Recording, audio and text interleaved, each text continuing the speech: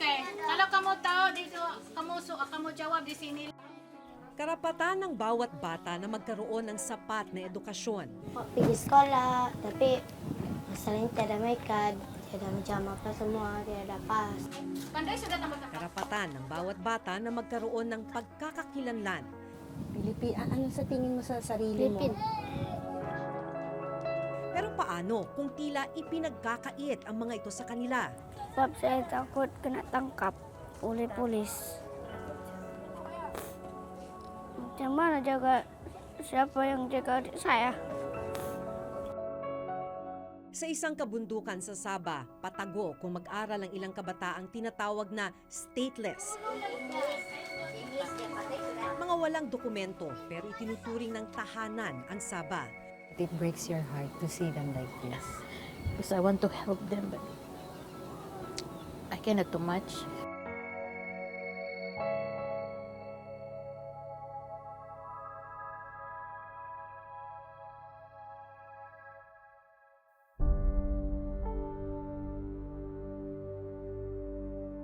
Doon actually tayo galing, kung saan daming tindahan, daming kainan. Pero yung komunidad kung saan tinuturuan yung mga bata, nandito sa likod ng parang talahiban.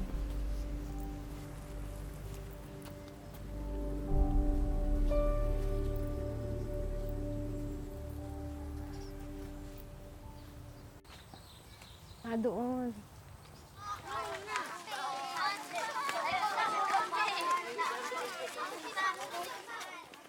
Naabutan naming paakyat ng bundok sina Nico, 10 taong gulang, at Christine, 12 taong gulang.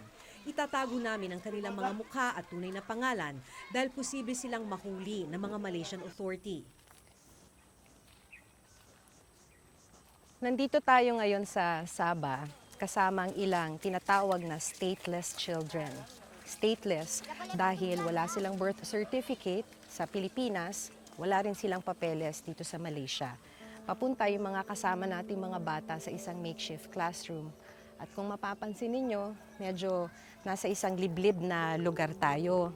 Liblib dahil sila mismo nagtatago sila mula sa otoridad dahil sa takot na kapag sila'y mahuli, madedetain sila at ide-deport.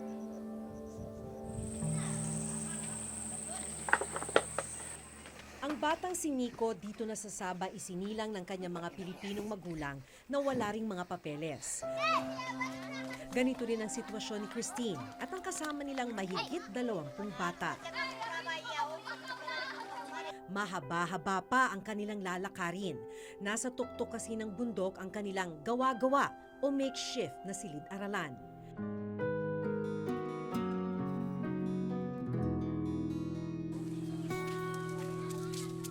Bukod sa maputik, may mga matatarik na bahagi ng bundok ang kailangan nilang daanan.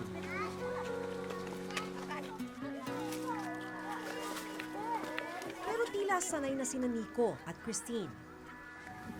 Bakit gusto mong nagpupunta dito pagka may nagtuturo? Sebab saya mau pandai, mau jadi cita-cita lawyer, mau keluar negeri. Bakit gusto mong maging lawyer? I want to help my parents. You want to help your parents. Yes. I want to work. You want to work. You want to earn money. Yes.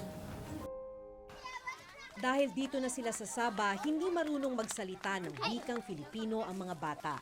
Ang alam nila, wikang Bahasa Melayu. Pag nagpasok ka ng eskwela, ano yung gusto mo? Ano yung pangarap mo? Ano yung gusto mong maabot? Mau jadi cikgu.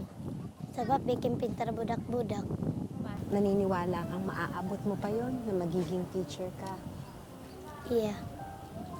Aku mau balik kampung di Filipina.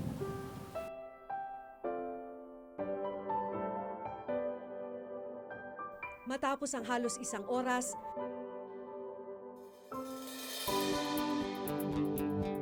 naabot na namin ang tuktok ng bundok.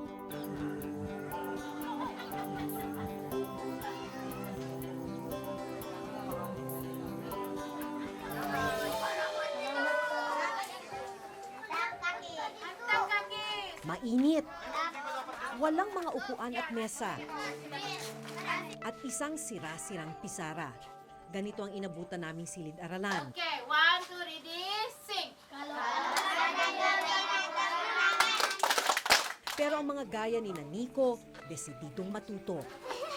Kita ito, huy! Dito ko nakilala si Teacher Gaya, isang Pilipinang nakapag-asawa na ng Malaysian citizen sa Sabah. Legal na rin ang pananatili niya rito. Mahigit 10 taon na siyang nagtuturo sa mga stateless na bata sa komunidad. Bakit niyo itong ginagawa? Why do you do this for the children? I can see the needs of the children. When I see children around, especially these children, we say that they are poor, they cannot able to go to school. Gustong-gusto talaga nilang maghawak ng pencil. Kasi yung iba nga, hindi, what is pencil, hindi nila alam. Ito yung mga importante ba? And make me a challenge that I was also captured by police and I went to the detention. Mostly Filipinos, they don't know how to write names. Why? Because they are not educated. Dahil bawal po sila sa loob ng eskwelahan. Yeah. So, take me a challenge here that can I do something for the community? I'm a Filipino. And who will help the Filipinos children? Okay, kalau kamu tahu dito, kamu jawab di sini. Sa murang edad, naiintindihan na nila Nico at Christine ang mga limitasyon nila dahil sa pagiging stateless. Sa pagkakaalam mo, bakit hindi kayo makapunta ng eskwela? Sebab kami tiada may kad. Pero gusto mo. Bakit mo gusto sana na sa tunay na eskwelahan ka nag-aaral? Sebab bikin pintar. Sa tingin mo, mas marami kang matututunan pag sa eskwelahan. Iya. Gusto mo rin magsuot ng uniform. Macam mau juga lah macam gitu. Macam mau pergi sekolah. Tapi masalahnya tiada may kad. Tiada macam apa semua. Tiada pas. Tagalog. Adi teach. Sa kabila ng kakulangan sa mga gamit at pasilidad, kitang-kita raw ni Teacher Gaya na pursigido silang matuto. You want to learn? Yeah, chigu kami mau. We want. Like, it's more than longing for food. I said, yeah, it's a simple things. It doesn't take about 24 hours to be here. Just for 2 hours and it really mean to them already. Yung mga bata po, kahit saan na makapag-aral lang. Yeah. Napansin niyo po sa kanila Yeah. yun. Even you go to under the tree, they will Susunod go po there. sila. Uupo yan kahit dyan sa damo. Must break your heart, no? Yeah. To listen to those kinds of I comments. just like want to close my eyes and I just like, because I cannot do much. I understand. When I said, Lord, it's all up to you. Yeah. It's the comfort. You know, sometimes the police come. You know where they sleep? I have one family, they sleep in the graveyard. They just put the tent. Sometimes we don't have food. So, We don't have food because the parents know what. They just sleep without food. Ang tanging sigurado para kay Teacher Gaya, Panday sudah tambah-tambah. hindi siya magsasawang magturo hanggat may mga batang gaya ni Nico at Christine. hanggang kailan niyo po gagawin itong pagtuturo sa mga stateless children? As long as I have strength. Just like commitment to the Lord. Na in love kasi ako ni Lord.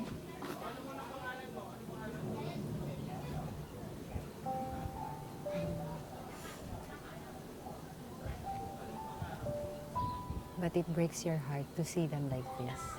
Because I want to help them, but I cannot do much. But I'm still praying that our government can do something. Marunong na ba kayong magtagalog kahit konti? Opo. Opo. Ano to? Ilan to? 5. 5. Siyam. Ano pa yung mga gusto mo kasing matutunan? Kaya gusto mong magpunta sa tunay na eskwelahan? Oh, belajar bahasa Inggeris. Jadi pandailah yang itu je. Iya, sama macam Melayu. Gusto mo pa na matutong mag-English. Bakit? Sebab saya kalau pergi negeri lain lah, saya pandailah bahasa lain. Makahanap ng trabaho. Iya. Bukod sa Malay at Ingles, tinuturuan din ng mga bata ng wikang Filipino. At kahit ni minsan, hindi pa sila nakatungtong sa bayan nila sa Pilipinas, pangarap nilang makapunta rito balang araw. Tingin mo, Pilipino ka o Malaysian? Pilipinas. Ano sa tingin mo sa sarili mo? Pilipino. Yes. Saan mo gustong tumira? Dito o sa Pilipinas? I want to. Dalawa. Gusto mo maging Pilipino at Malaysian din. Yes. Yes. Kaya gusto mo ring matutong mag-Tagalog, Filipino. Yes. Bakit gusto mo na Pilipino at Malaysian ka? Dalawa. Sebab saya mau tengok dua-dua. Kebahagiaan. Sebab saya mau tengok kebahagiaan dua-dua. So gusto mong makita ang Pilipinas. Ya. Sa bawat araw ng mga bata sa bundok, nasa likod ng kanilang mga isip ang takot na baka mahuli ng mga pulis. Kaya ni makapasyal sa syudad, hindi nila magawa. Kalau macam ada polis datang, terpaksa lah saya tapuk. Paano kayo nagtatago? Dekat bawah, dikumus dengan mantah. Saya dekat dibawa kolong. May mga lugar ka bang hindi pinupuntahan dahil natatakot ka? Iya. Macam mau pergi keke, mau pergi nanam, cari kerja tidak dapat. Tapi dekat keke banyak polis, macam ada mau cek pas, mekad. Kaya dito ka na lang. Hindi ka lumalayo dito. Iya, tidak dapat jalan. Ang ikinatatakot ni Nico at Christine, naranasan ng 10 taong gulang na si Adam.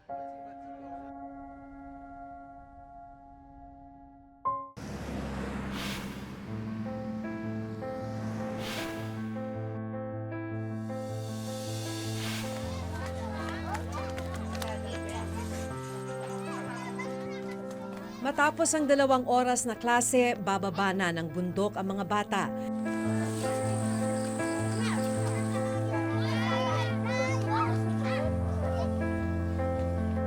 Kabilang sina Nico at Christine.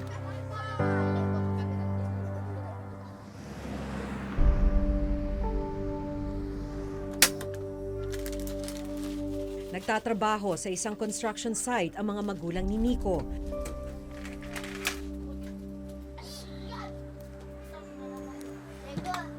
Kaya siya ang nag-aalaga sa kanyang mga kapatid pagkatapos ng klase.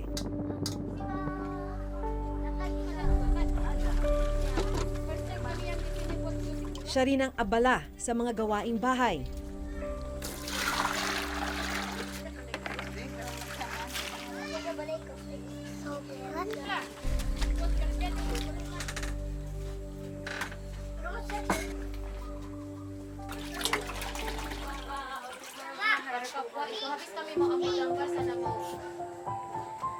Pagkatapos alagaan ng mga kapatid, ballpen at isang lumang notebook naman ang kanyang haharapin. Para kay Nico, hindi natatapos sa kanilang silid ang kagustuhang matuto. Saya suka sekolah.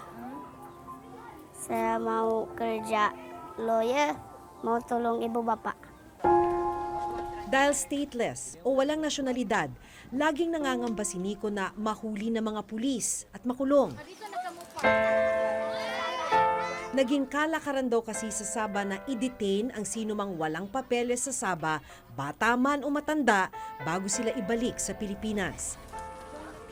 Kung tutuusin, labag ito sa UN Convention on the Rights of the Child kung saan nakalagda ang Malaysia. Undocumented kung ituring sila ng Malaysian government. Malungkot na katotohanan kahit na itinuring na nilang tahanan ng Sabah. Saya mau macam orang lain, boleh keluar, tiada ketakutan. Saya tiada pas macam orang lain, sebab saya mau jadi macam orang lain. Hiling ni Nico mabigyan silang mga bata ng dokumento o kung tawagin nila ay pass para makapanatili rito sa Sabah ng legal.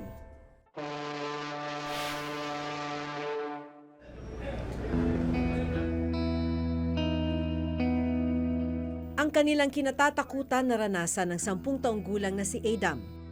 Nakulong siya sa Sabah at na-deport sa Pilipinas kasama ang kanyang ama na si Labsan, 38 taong gulang. Naabutan namin ang mag-ama nang ma-deport sila sa Zamboanga City noong November ng nakaraang taon. Mahirap talaga, pati yung pagkain sa kulungan. Ang kaunti na lang pinagkain kasi ano-ano naman ang pinakain. Kahit yung tubig, madumi naman. Ilang buwan kayo doon? 4 na buwan. Minsan kamali ka lang, kahit hindi pa, binubugbog na lang talaga. Matapos ang kalbaryong dinanas ni na Adam, bumalik sila sa Pilipinas para muling makapagsimula. Hanggang ngayon may claim ang Pilipinas na bahagi ng teritoryo nito ang Sabah. Dahil pinaninindigan ng gobyerno natin na atin ang Sabah, hindi nagtatayo ang Pilipinas ng embahada o konsulado sa pulong ito. Kaya para sa mga Pilipinong nakararanas ng problema sa Sabah, kailangan pa nilang dumulog sa Kuala Lumpur. Of course, hindi natin iiwan yung claim natin doon. However, meron tayong mga certain operations which are very legal, very respectful of the Malaysian government, where we try to help our Filipinos there by consular missions, health missions, or schools that we put up there, or learning centers to help our Filipinos. Para sa isang international law expert, hindi raw sapat ang mga ginagawa ng gobyerno para lubusang matugunan ang mga problema ng mga Pilipino sa Sabah, lalo na ng mga stateless na kabataan dito. Malaki talaga yung kakulangan ng ginagawa ng ating pamahalaan dito sa issue na to. No? Ngayon, kung seryoso sila na hindi nila i-give up yung claim na yon, no? Dapat kahit kaunti man lang ay mayroon silang efforts, mayroong pondong inilalaan para siguraduhin na yung status ng ating mga kapatid doon ay hindi nanganganib, no? Dahil hindi pa rin nare-resolba ang agawan ng teritoryo ng Pilipinas at ng Malaysia, ang mga kabataang gaya ni Nico at Christine ang naiipit at hindi nabibigyan ng kanilang pangunahing pangangailangan gaya ng edukasyon at serbisyong medikal. Definitely, they are not being ignored. We have them in mind. That is why the Department of Foreign Affairs through the Philippine Embassy in Kuala Lumpur is fully engaged in making sure that their needs are met. Katulong ng Department of Foreign Affairs ang Department of Education para matugunan ang pangangailangan ng mga kabataan sa edukasyon sa Sabah. Sa tala ng DFA at DepEd, nasa 30,000 ang stateless children sa bansa. 2 teams na ang pumunta doon. Ang ginawa natin, nag-train tayo ng mga teachers. Itong mga batang ito ay Pilipino. Maski wala silang papel na dala-dala, ay Pilipino pa rin sila. Pero ang mas malaking tanong, paano masisigurong hindi mahuhuli at makukulong ang mga bata? They cannot go around. Why? Kahit minsan doon sa labas na pinaparkingan ng karita, may police din magdating. So when they see the car, the police car, they were scared. They will hide. We also engage the government of Malaysia constantly and ask them to, recognize the human rights of our Filipino kababayans here in this part of Malaysia. Human rights is a basic right. Education, healthcare is something that we should provide.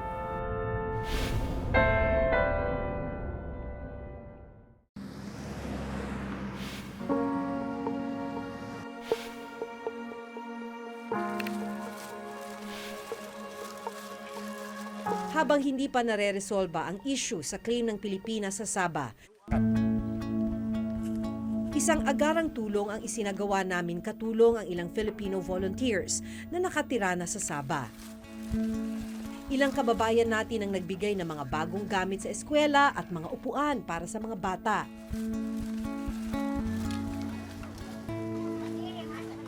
Sa Gumbirala, dapat buku, pensel, warna. Rasa sangat bahagia. Saya rasa itu buku dapat baikkan harapan saya dan juga harapan kami. Kung tutuusin, paunang Lunas pa lamang ang tulong na ito sa mas malalim na problemang kinakaharap ni Nico at Christine. Hiling nila dumating ang araw na gigising sila na hindi na nila kailangang magtago, na hindi na sila nangangambang mahuli at makulong, at araw na mabuhay lang silang ligtas at payapa bilang mga bata. Mula rito sa Sabah, ako si Maki Pulido at ito ang nakatala sa aking Reporter's Notebook.